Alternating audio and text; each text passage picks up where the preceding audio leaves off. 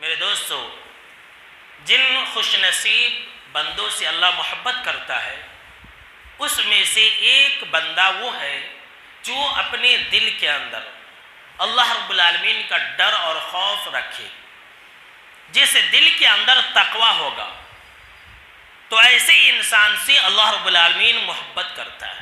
حضرت علی رضی اللہ تعالی عنہ نے کہا کہ یہ جو تقوی ہے، التقوی ہی الخوف من الجلیل، اللہ رب العالمین سے ڈرنا، ہر معاملات میں ڈرنا اللہ رب العالمین سے.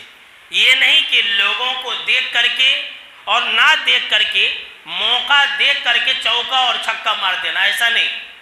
ہر جگہ پر اللہ رب العالمین سے ڈرنا، چاہے وہ تنہائی میں ہو یا پھر مجلس میں ہو، مسجد میں ہو، گھر میں ہو، بازار میں ہو، ہر جگہ پر اللہ رب العالمین کا ڈر اور خوف اپنے دل کے اندر رکھنا.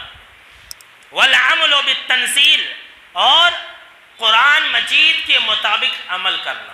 والقناعۃ بالقلیل، اور جتنا اللہ نے دیا ہے چاہے کم ہو یا زیادہ، اگر کم اللہ نے دیا ہے تو اس پر قناعت کو اپنانا، اس سے خوش رہنا، شکوے شکایت نہیں کرنا. اللہ نے جو دیا ہے اس پر قناعت اختیار کرنے کا نام تقوی ہے.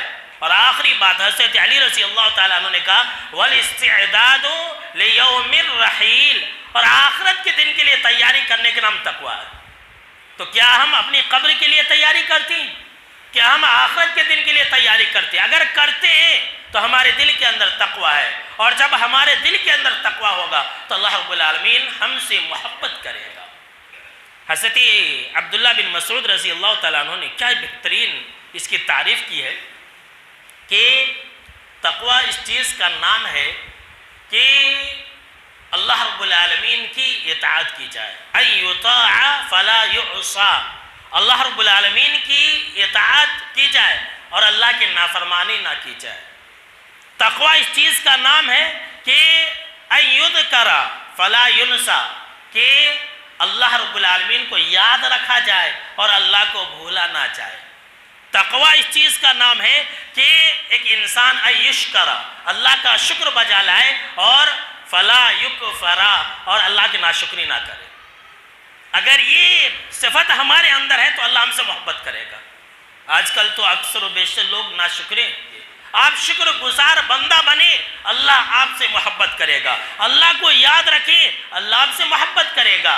ہم اور آپ تو بس اللہ کو جمعہ جمعہ یاد رکھتے ہیں، اللہ ہم سے کیسے محبت کرے گا؟ بہت سارے مسلمان رمضان ٹو رمضان اللہ کو یاد کرتے ہیں، اللہ کیسے محبت کرے گا؟